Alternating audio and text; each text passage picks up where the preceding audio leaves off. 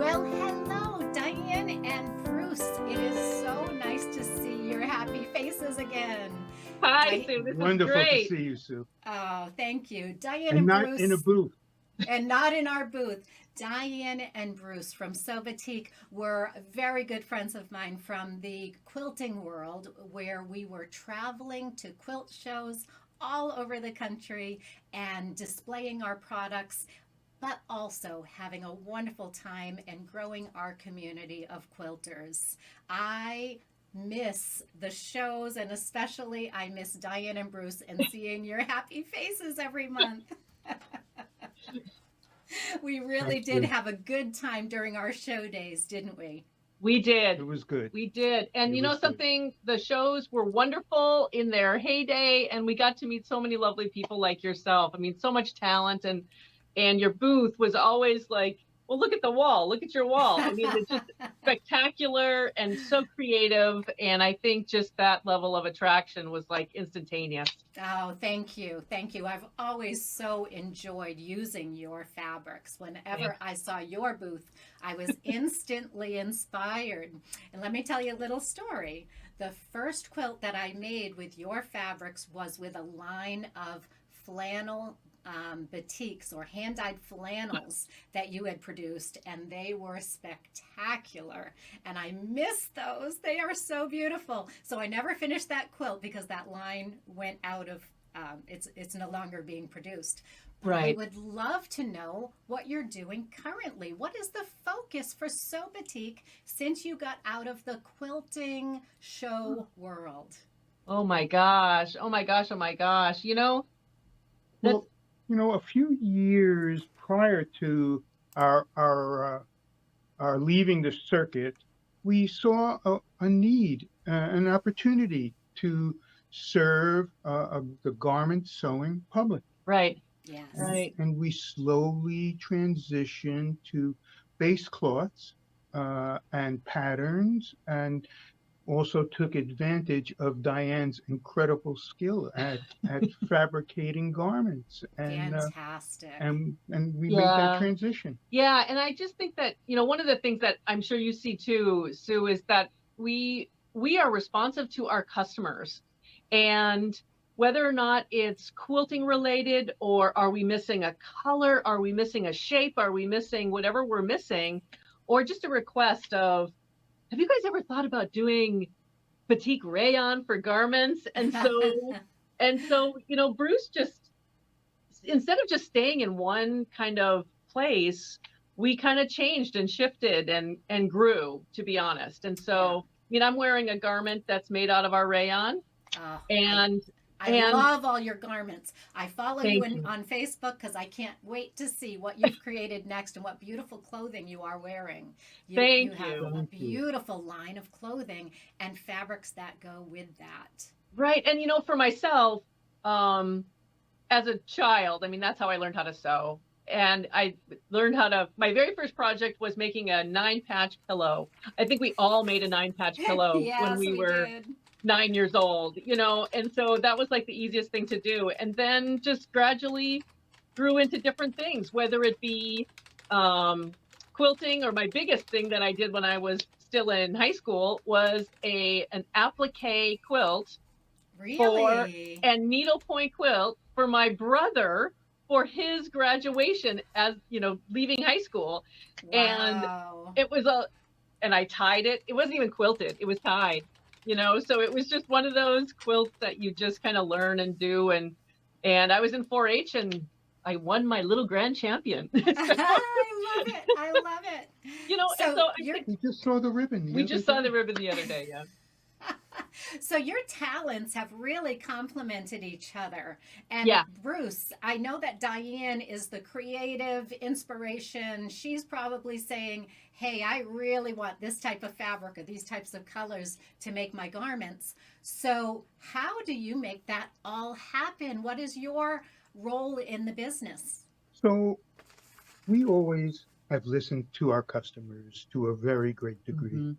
And even on day one, before there were any 108 or 115-inch batiks, there were friends of ours. I believe they were APQS instructors and educators who used to really complain about quilting when there was a piece backing made from batiks, tension issues, Yeah. all kinds of stuff like that. And I said, and I'm a textile guy. I've been in the textile industry since 1982. And I'm saying to myself, what can I contribute to resolve the problem? And it's what I enjoy doing the most.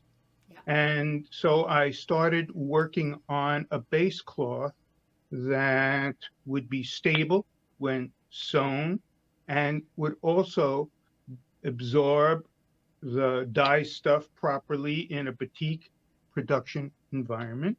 And we got to work producing that. And I remember in our first show in Minnesota, we had a cute single booth with a canopy. Remember the canopy? Made from our wide backing. And I remember we had no friends in those days. We didn't know anybody. And I remember one sewist, Karen McTavish, actually, she looked at us as only Karen could, if you know her, and said, "What is this?" And she, fell in love with the product, and we looked at each other and we said, "We think we have a business here." And Fantastic. So Bruce does all the designing, and actually, I have to say, the time that he takes in quality control, researching base cloths. So whenever somebody says, "Oh, well, what about linen? What about batik linen? What about this? What about that?" Bruce really, you go to town just trying to find that right base cloth and the right weight and the right threads to really make a high quality fabric. Yes. Whatever that happens to be. And well, as small business owners, yeah, we don't have the opportunity to do only what we enjoy doing the most, right? We're all, you as well as we, are all responsible for so many different things. Trash should be picked up in about 20 minutes, it's really important stuff. But I really love creating fabrications, and new base cloths are what I'm really excited to be involved with. And we take our cues from our customers, and then we try to expand upon that. And so enter rayon. Right. When we started seeing that there were garment sewists who were not part of the batik party, and actually it's probably the only base cloth that we didn't have to create from scratch. That the rayon base cloth, became available, and we just kind of went with it, sold out quickly, and just jumped in, and rayon begot jersey cotton jersey, which begot linen, which begot canvas, which begot heavyweight canvas, which next is viscose single jersey, and then cotton and lawn. who knows what's next? Right. Next is going to be cotton lawn. So I can't wait for that. Yeah. I'm excited about that. It's funny because if we're talking to somebody and they say to us, "So what do you guys do in your company?" The easiest way for me to describe it actually is Bruce makes everything of high quality. I sell everything of high quality. And so we're like the team. So, but you're both very creative. So, Bruce, you're actually designing the batiks themselves, as well as all the technical aspects of the dyeing, printing, and the batik itself, the base cloth. So you're the very technical guy, yet you're still designing and creative. I love that. Well, there's an overlap. There's a confluence, of those things, and I really think that all merchandising people, need to know how the thing they're merchandising is fabricated or created, whether you're talking about a piece of gradation or you're talking about anything, Right. really. I Right. mean, I love it. I love it. and that makes you understand what is possible and what the workarounds are. Yeah. So tell me a little bit about your gradations because, of course, I've named one of my projects. Oh, it's over here. This is my gradations quilt, and it's an online course that I sell. I also have a kit made with your beautiful gradations fabric, and I'll tell you a couple of things why I love this fabric. First of all, the quality is top notch. I've never had any quality issues with the fabric itself. It's just so consistent. Knock on wood.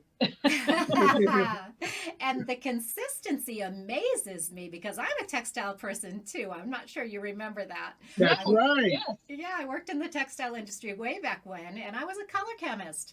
And I know what goes into consistency and color, and it is tricky. How do you get such amazing consistency? Maybe that's not of interest to everybody, but I'm sure interested. How do you get such amazing consistency every single time I order that gradations fabric? Well, the people that produce our gradations do not work from Pantone color numbers. They do not work with CY, this much cayenne, things that you were trained to work with and making an impeccable match time and time again.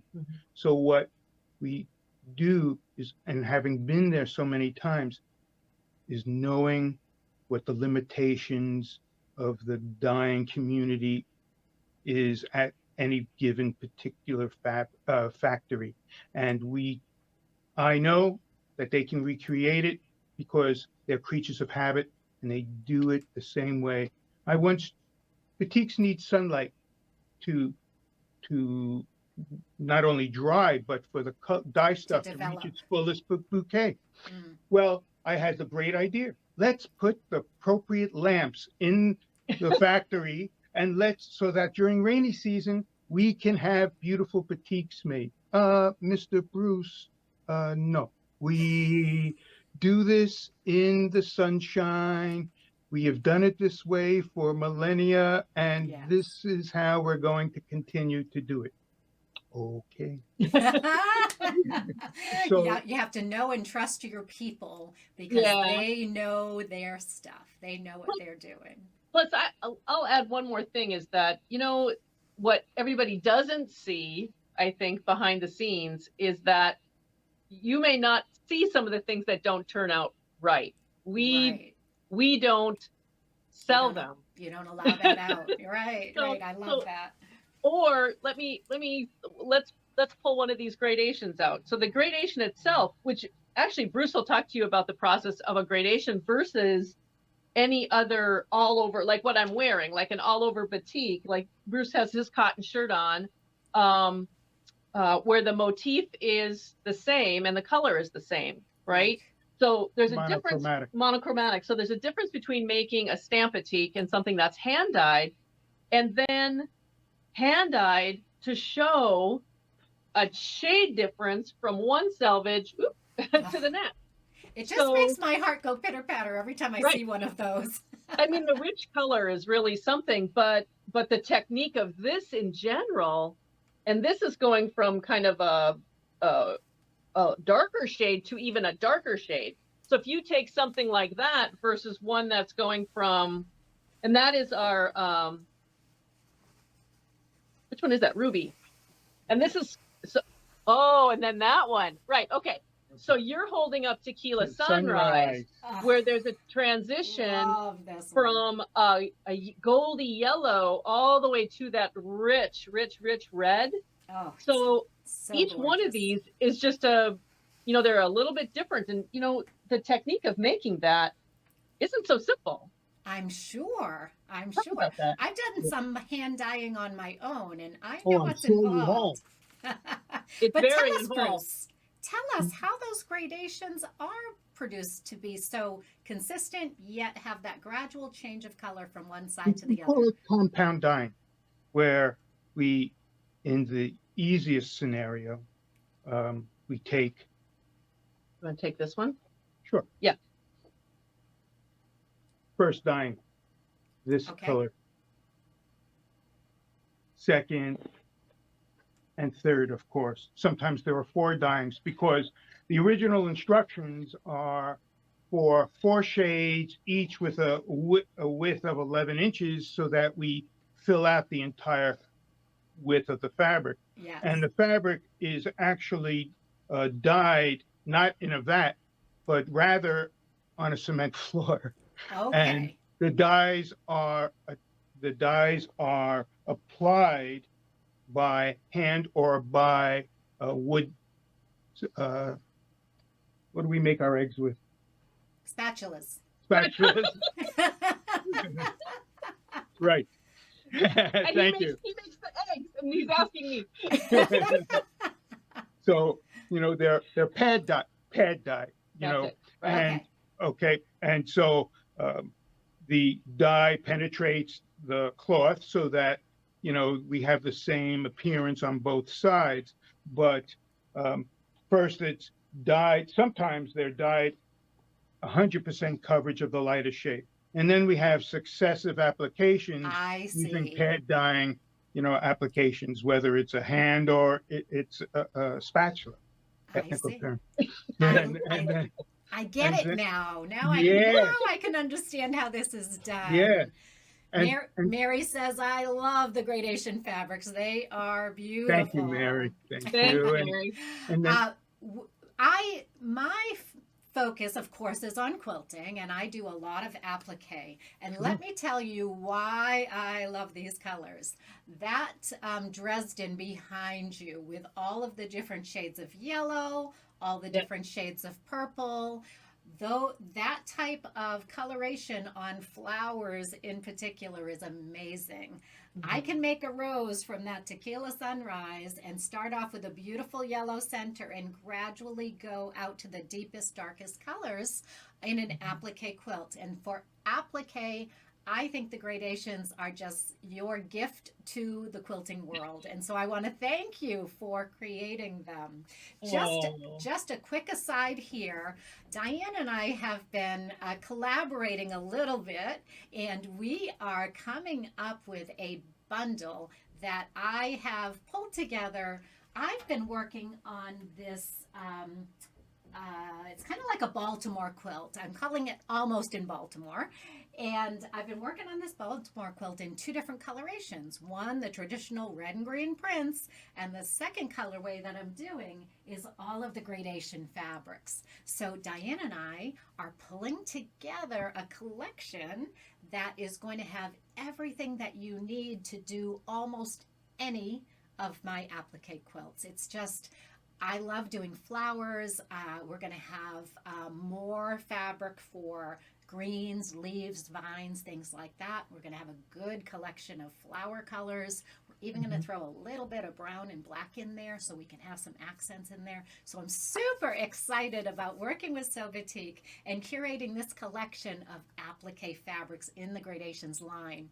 So I'm super excited about that. You know I love my gradations quilt over here. I would love to see that gradations quilt made in every one of your gradations. But I know that you are so much more than cotton fabrics. So you have really gotten into the garment world. And I know that you've been working with somebody that's a very popular industry person in the bag world. So tell me where you are going. I know that quilting has always been your foundation, but you're expanding and moving into different areas, the garments, the bags. Tell me about all of those different projects you've got going on. Okay. I think that, actually, I want to step back for 1 second and share that those, to your point of color, okay, the 3 Dresden circles, each one of those is one fabric. Gradation. I recognize each one. I love And so that. I think that's the thing that I find to be so neat is that when we pre-cut those Dresden, it is one Dresden sheet all the way across. It's like 9 inches of one piece of fabric. Makes that Dresden, and then you just rotate your colors to make it appealing to yourself. And I just think that is really epitome of what and each one of these projects are the gradation. Yeah. So it really is something that shares the amount of color. And this quilt over here is only 6 fabrics.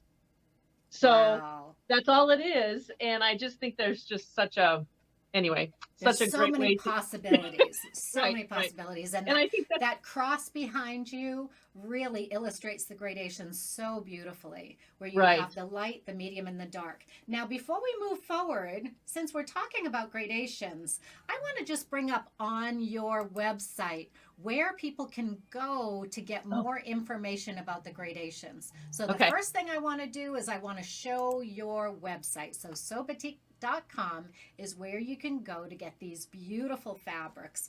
And I just want to share what I'm seeing on my screen right now, because it is just a fabulous picture. I'm going to share my screen. Let's get this one up here. Oh, of course it doesn't want to. Hold on. It doesn't want to share. On your website, you have a free PDF that I think is really important for our quilters to get hold of. So absolutely. I want to share that tab. It's the reference guide. There it is. It's converting our nuance gradation fabrics into individual light, medium, and dark shades. It's a PDF download. So if you are making quilts like I do, and you want to do an applique quilt, and you want your flower to have some of that light, medium, and dark fabric in it, how do you divide up this yardage to give you all of those different possibilities? So go ahead and run over to SewBatik.com and grab this PDF, because you're going to want to know how to divide up that fabric so you can use it in your applique quilts. Now, Diane, like you, when you made your Dresden, I did not divide up my fabric to make gradations.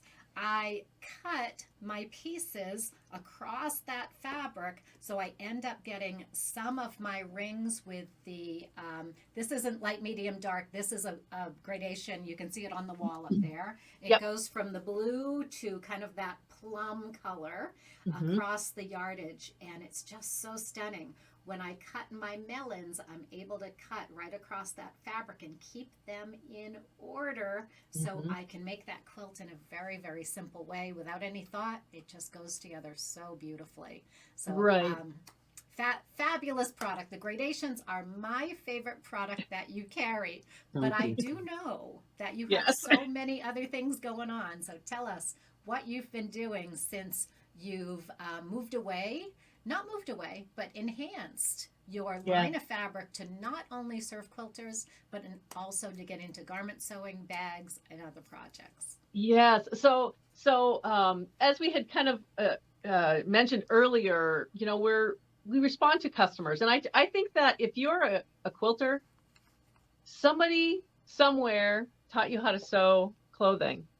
And there's a lot of quilters and a lot of sewists out there that are kind of going back to trying something simple. And I just believe that that's where we're getting a lot of our customers as well back into the sewing world, is a simple top and a simple jacket, an easy rolled edge kimono, for example. That's another free PDF download that we have on our website to simply get you to think about making something for yourself that might be an easier task than a quilt, and still have the beautiful batik that you're used to if you were our customer as a quilter as well. Yes. And so garment sewing, and I think working with Annie Unrun from By Annie Bags, By Annie Patterns, this is actually one of the projects that I made, and this is from our canvas. Oh, so that's gorgeous. This is just a simple little backpack for a child. Actually, this is the tiny child one. And so we've been working a lot on how to use each one of our substrates, you know, whether it be the rayon or the linen, or the jersey knit. I mean, I even made a quilt out of our jersey knit, because most people wouldn't do that because of the stretch. There's 20% so stretch in it. And cuddly. But it is so soft and it's so cuddly, and it is just a favorite. But it's not for everybody, because you think of garment sewing when you think of a jersey knit. So I never let the fabric itself stop me from making something, whatever it happens to be. So and that's where we your make creativity comes in. right. And so we talk about that a lot because, really when you think about batiking and hand dyeing fabric, it has to be a natural fiber. And this is what Bruce really, really studies and pays attention to and looks at. So why can't we batik a canvas? Gorgeous. Oh, I Right. never thought of batiking a canvas, but it Right. absolutely makes sense. I mean, it's just a method of decorating cloth. Right. It doesn't dictate what you can do with that cloth. Right. And Right. so I just think that what we've always told ourselves that regardless of the substrate, I can have a top like this that coordinates with a backpack. I can have an apron that is a piece of fabric that also matches a napkin on a table for an evening at home with, for Christmas. Right. We can do anything with any one of our fabrics. And so I just believe that for us, we're just kind of growing and migrating into different areas. And if something doesn't sell, we're not going to stick with it. We're going to move on to the next thing. But It becomes an ironing board cover. an ironing board. Yeah. So, but so that's it too. We decorate our walls, we decorate our beds, but we have tables, we have napkins, we have ourselves, we have ironing boards, we have sewing machine covers, and a lot of these things that the pattern designers who make bags and who make home decor. I look at all of it. I just really, my problem is that I have too many ideas and not enough hands and time in the day. And I think we Yes. all, as quilters, are that way, and as sewists. And what we just I started. love the way that you look at the world of decorating your whole world with textiles. As you said, quilters do kind of limit themselves to their bed and their walls, maybe a table runner here and there, but there's so Right. much more in life that you can decorate. That's fantastic. They're really, and we should I always look at challenging ourselves. And I believe that everything can be accomplished. And you know how you'll read a pattern and it will say, this is intermediate, or this is advanced, or this is a beginner, or the number of stars, or the number of, rotary cutters, whatever it is that's kind of qualifying a pattern. I completely disregard it. I just believe that if we all really challenge ourselves now and again on a project, we may have things that we just don't want to do, which is fine. Like, not everybody's going to pick up a pattern and make a backpack. I mean, not everybody's going to do this because there's zippers, there's mesh, there's all these different things that you have to work with. And, but I do believe that we can challenge ourselves. And And we can grow and learn for our whole Absolutely. life. Yeah. Yeah. And so the next best thing that we decided that we were going to do as crazy people is we were going to provide pre-quilted fabric.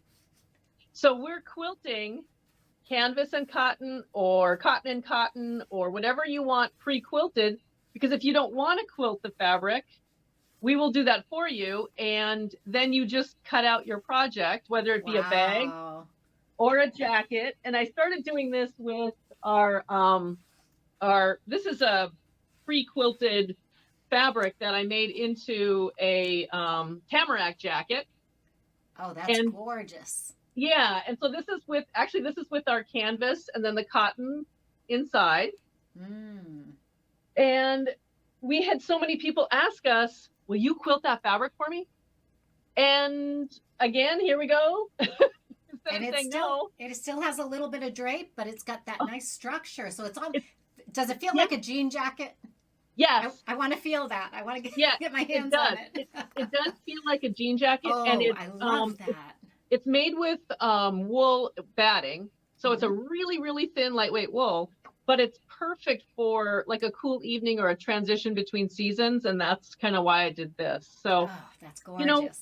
We just really try to answer the call, be creative, and, just share as much as we can about our products and about fabric, new designers, people like yourself who are amazingly Absolutely. creative.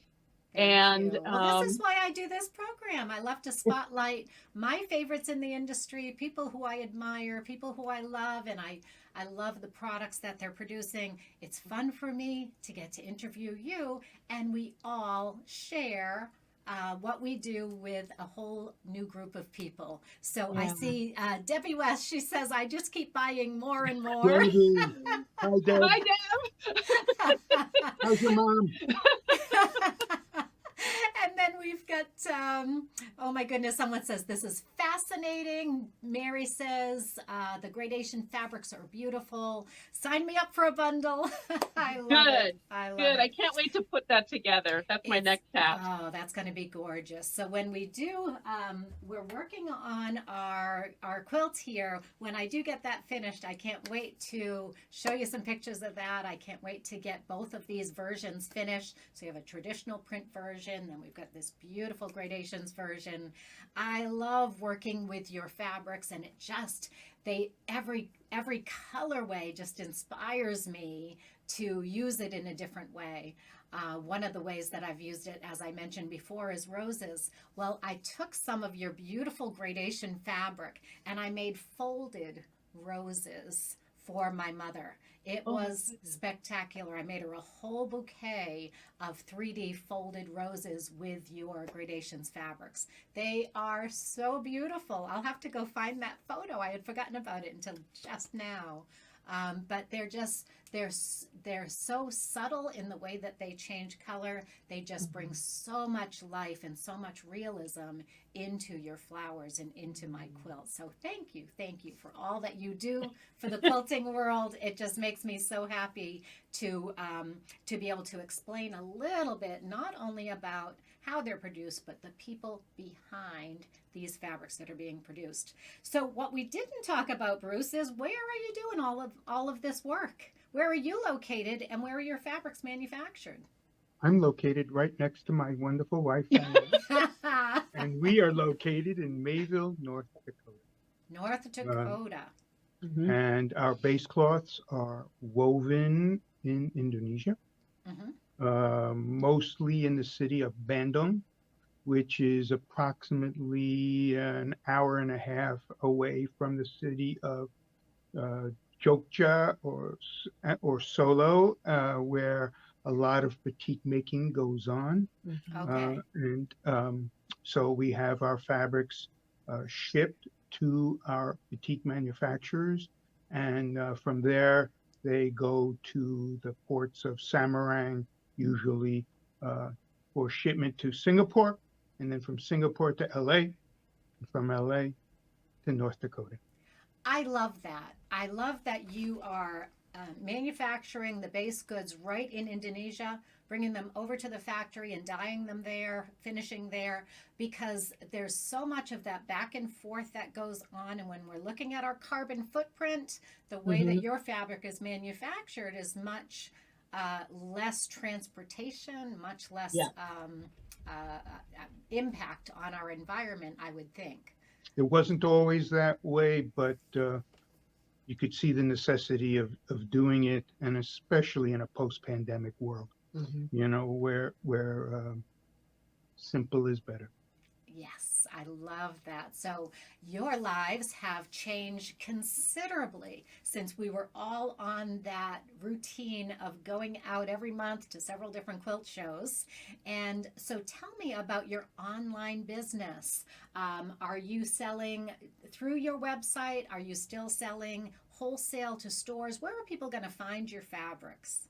We are exclusively right now on our website.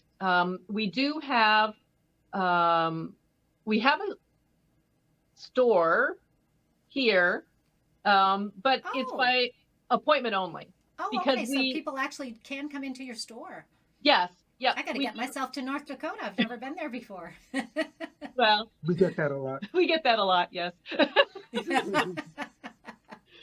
But yeah, so we do have that. And it also has helped us with our, we also have a YouTube channel where we do what we call Fabric Fridays. And so I try to position our topic, our camera in front of the topic of the day. So I kind of move around to the canvas, to the rayon, to the jersey, when we're talking about our topics. And so that is one of the reasons why it has been kind of by appointment, is so we can control our own destiny here. Yeah. And but we did wholesale. We no longer wholesale.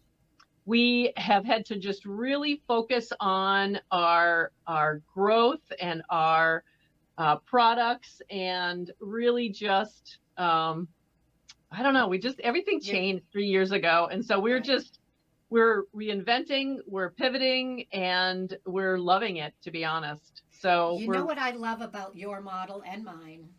We get to go direct to the consumer. Yes. So there's no middleman that doesn't tell us what's going on, that doesn't tell us what our customers are needing. We're talking directly to our customers and serving them in the best way we know how. And it's more fun for them to know the manufacturers of their fabric, to get to see you here and how it's all done, and to know that process, and to know that they are supporting a small business, and it's direct from you to the customer. That is such a fantastic way to do business. Bruce, you mentioned simplifying. I think it's something that the pandemic has taught all of us.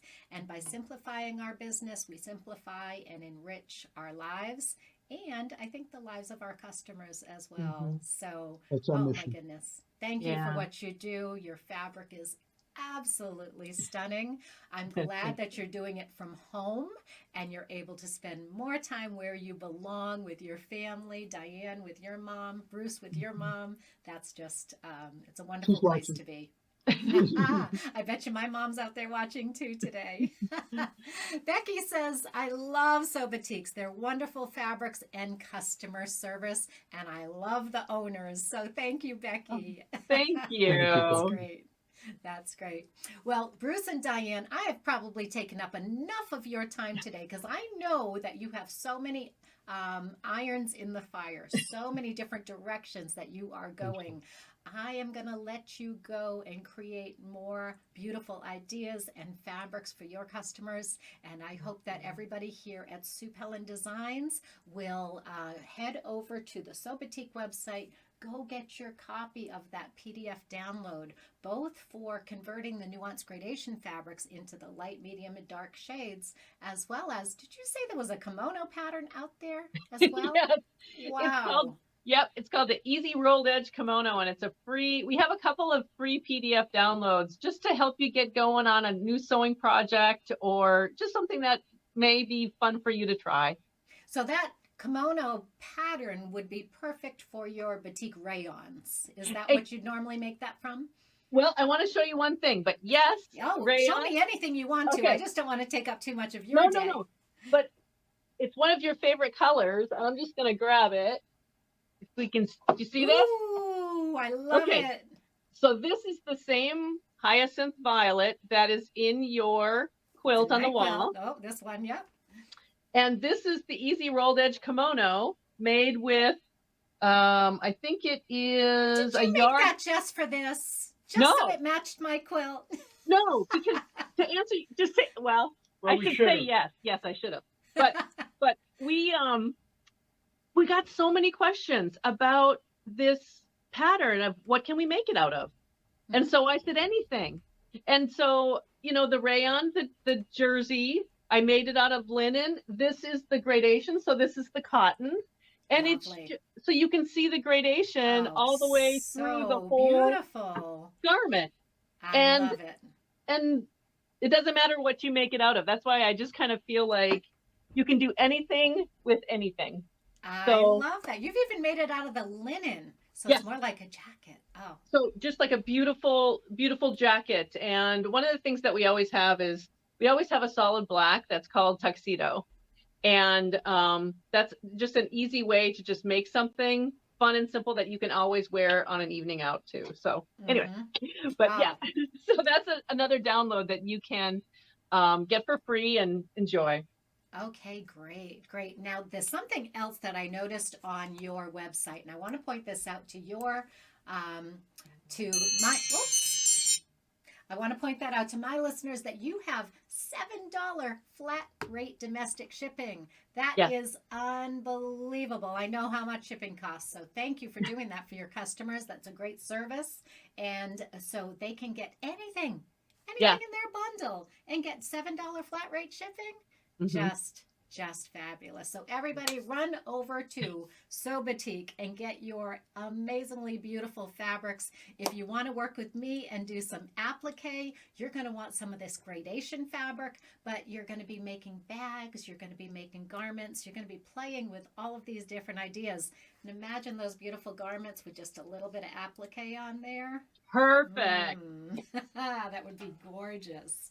So it's been so much fun catching up with Bruce and Diane from SewBatik. I want to thank you for being guests on my show today. We do Sewing in Slippers with Sue every Tuesday. Sometimes we have a special guest. Sometimes you'll have a project with me. So come every Tuesday, 11 a.m. And I love being here, sewing in slippers with you. I do have my slippers on. I didn't show them to you. Not.